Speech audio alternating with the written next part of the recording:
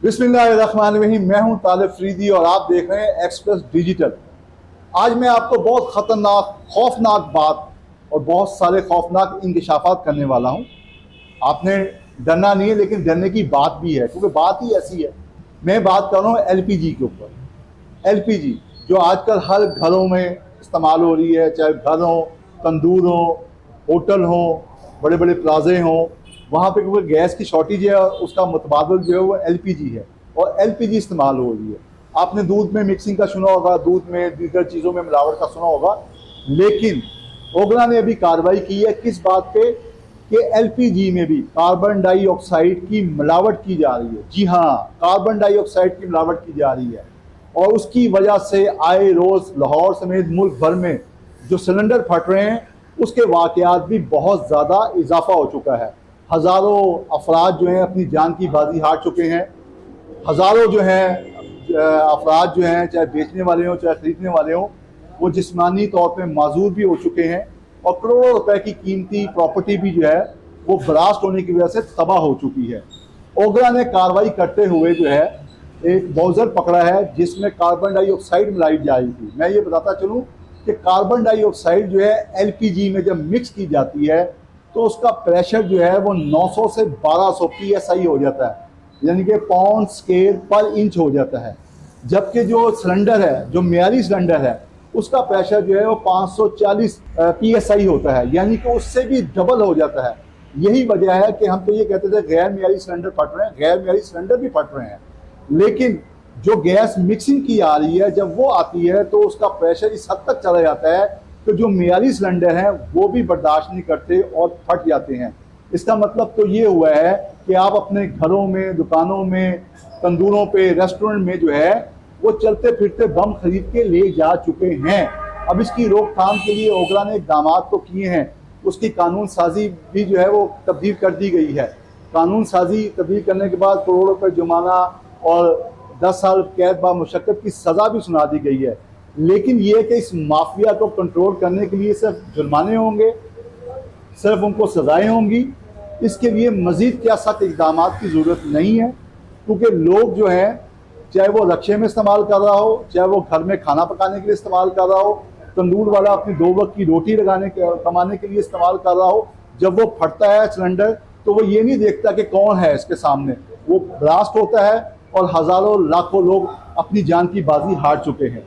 इसी सिलसिले में हम एलपीजी डिस्ट्रीब्यूशन इंडस्ट्री एसोसिएशन के चेयरमैन इरफान खोकर साहब से बात करते हैं कि वो बताते हैं कि क्या जो नया कानून आया है उस पर अमल दरामद उसी तरह होगा, क्या ये कानून पे अमल दरामद होने से ये जो माफिया है ये कंट्रोल में आ जाएगा, लोगों को गैर मियारी सिलेंडरों से और मिलावट शुदा एलपीजी से निजात मिल जाएगी। जी अस्सलाम वालेकुम इरफान खोकर साहब, बताइएगा नया कानून आ चुका है, इसमें आपकी बहुत सारी काविशें हैं, तो ज़रा मुख्तसर बताइएगा कि क्या एलपीजी माफिया जो है, ये जो गैर मियारी सिलेंडर बनाने वाले हैं, बॉजर बनाने वाले हैं और मिलावट शुदा जो एलपीजी फरोख्त कर रहे हैं, उनके खिलाफ कार्रवाई अमल में लाई जाएगी?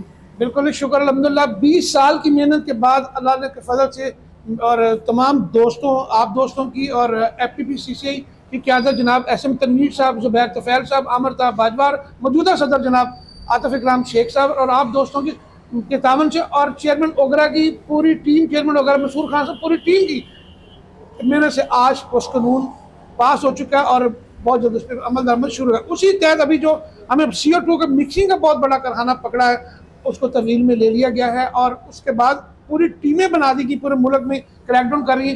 गैर मेरी बॉजर गैर कानूनी तरीके से जो बनाए जा रहे हैं, एक लाइसेंस लेके कई कारखाने खुले हुए, और मैंने आपको याद है बॉजर का कारखाना पकड़ा, वो खुल गया। अब मैंने कारखाने गुजरांवाला में जाके धरने दिए, सिलेंडर के कारखाने सील कराए, वो खुल गए, क्योंकि कानून नाम की चीज़ ही कोई नहीं थी, कोई जजा जजा का कोई बुनियाद ही नहीं थी। अब ये कानून बन चुका है। अब 1 करोड़ से 50 लाख रुपए जुर्माना और 14 से 15 साल सजा और जमानत नहीं हुई, बिला जमानत जारी है।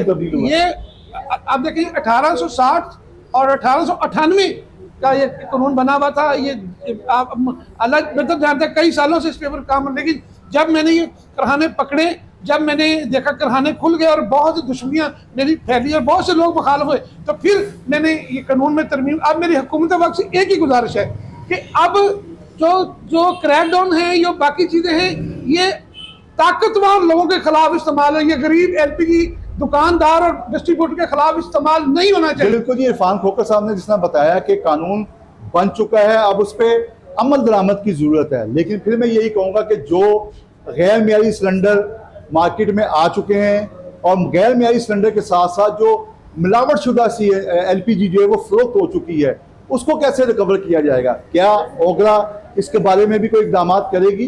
क्या उन कंपनियों को सिर्फ पकड़ के सजा दे के वो दोबारा किसी और नाम से कर देंगे? जिसना इरफान खोकर साहब ने बताया कि एक एक लाइसेंस के ऊपर 4-4, 5-5 कंपनियां जो है खुली हुई वो कारोबार कर रही हैं। क्या ओगरा इससे पहले सोई हुई थी? क्या ओगरा ने इनके खिलाफ इकदाम क्यों नहीं किए? बहरहाल खौफनाक बात तो है कि जो LPG मिक्सिंग वाली थी और जो गैर मियारी सिलेंडर थे, पहले तो LPG खरीदने वालों को गैर मियारी सिलेंडर का सामना था ना, और जायद कीमत का सामना करना पड़ा था। लेकिन अब खौफनाक बात यह है कि जो मिलावट शुदा LPG आ रही है वो इंतहाई खतरनाक है। मेरी माहिरीन से बातचीत हुई तो उन्होंने कहा कि उसका प्रेशर इस हद तक है कि खुदा ना खास्ता अगर वो फट जाए तो वो पूरी की पूरी बिल्डिंग को तबाह कर देता है। तो हुकूमत और ओगरा को फौरी तौर पे, जो ओगरा ने नए कानून बना दिए हैं, उस पर फौरी तौर पे अमल दरामद करते हुए मुल्क भर में क्रैकडाउन कर देना चाहिए, ताकि आने वाले दिनों में इस हादसा से बचा जा सके और कीमती जानों को महफूज बनाया जा सके।